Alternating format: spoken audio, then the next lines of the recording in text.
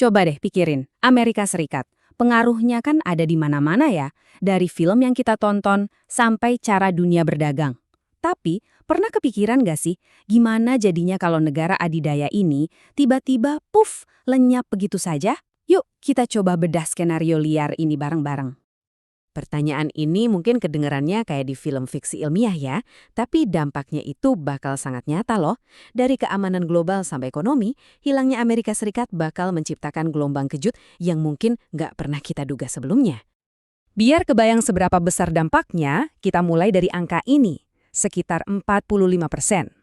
Nah, segitu tuh porsi senjata nuklir dunia yang dikontrol sama Amerika. Kekuatan sebesar ini kan yang jadi salah satu pilar utama penyeimbang kekuatan global. Kalau pilar ini tiba-tiba ambruk, kekosongan yang ditinggalkan itu bahaya banget. Dampak yang paling cepat terasa dan mungkin paling ngeri itu ada di panggung geopolitik dunia. Tanpa Amerika yang sering dianggap sebagai polisi dunia, konflik-konflik yang selama ini cuma jadi bara di bawah permukaan bisa langsung meledak barengan.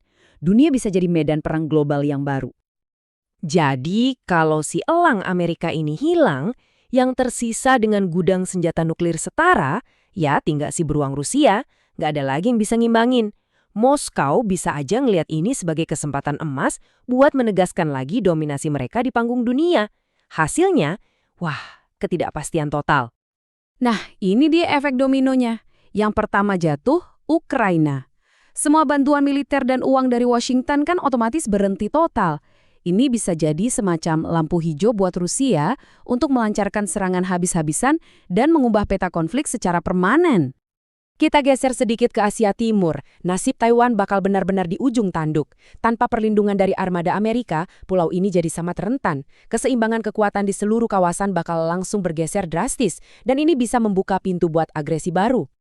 Lanjut ke Timur Tengah, dampaknya juga nggak main-main loh. Israel bakal kehilangan sekutu utamanya, baik soal pendanaan maupun bersenjataan. Hilangnya dukungan ini bakal benar-benar menulis ulang aturan main di setiap konflik yang ada di kawasan itu. Dan efeknya ini nyampe loh sampai ke halaman belakang kita sendiri. Tanpa kehadiran Amerika sebagai penyeimbang di Asia Tenggara, Tiongkok bisa jadi jauh lebih berani dengan klaim-klaim teritorialnya, termasuk di sekitar Laut Natuna Utara. Ancaman terhadap kedaulatan kita bisa jadi jauh lebih nyata. Oke. Kekacauan itu nggak cuma terjadi di medan perang ya, tapi juga di pasar global. Amerika itu kan raksasa ekspor dunia. Kalau negara ini hilang, banyak banget rantai pasokan barang-barang vital yang bakal putus. Dalam sekejap. Coba deh bayangin, barang-barang ini tiba-tiba jadi langka. Minyak buat kendaraan kita, pesawat buat kita bepergian, obat-obatan penting, bahkan peralatan medis. Kalau barangnya langka, harganya pasti meroket kan? Dan dampaknya, ya, langsung terasa ke dompet kita semua. Tentu, kekacauan ini mungkin gak bakal selamanya. Setiap krisis itu kan menciptakan peluang.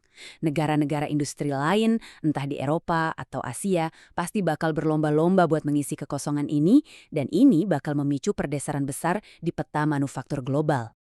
Nah, tapi di tengah semua kekacauan dan prediksi suram ini, ada satu konsekuensi yang sama sekali nggak terduga.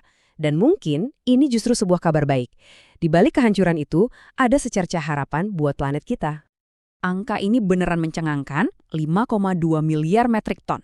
Sebanyak itulah emisi karbon dioksida yang bakal hilang dari atmosfer setiap tahunnya. Biar kebayang, itu lebih besar dari gabungan emisi seluruh negara Uni Eropa. Planet kita kayak dapat kesempatan buat bernapas lega lagi. Dan bukan cuma emisi karbon. Produksi sampah plastik global juga bakal anjlok drastis. Kabar baiknya lagi, negara seperti Indonesia nggak akan lagi jadi tempat pembuangan sampah plastik dari Amerika. Beban lingkungan kita jadi berkurang secara signifikan. Kekuatan Amerika itu kan bukan cuma soal tank dan dolar, tapi juga soft power alias budaya. Nah, kalau Hollywood yang bisa dibilang pusat penceritaan dunia lenyap, siapa dong yang bakal ngisi kekosongan itu? Peta budaya global bakal digambar ulang sepenuhnya.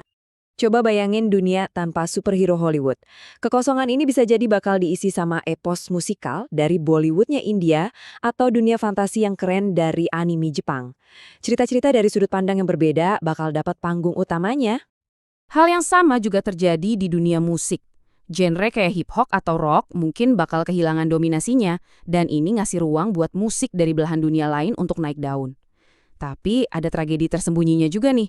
Ribuan artefak bersejarah dunia yang ada di museum-museum Amerika bakal ikut lenyap selamanya, tanpa pernah sempat kembali ke negara asalnya.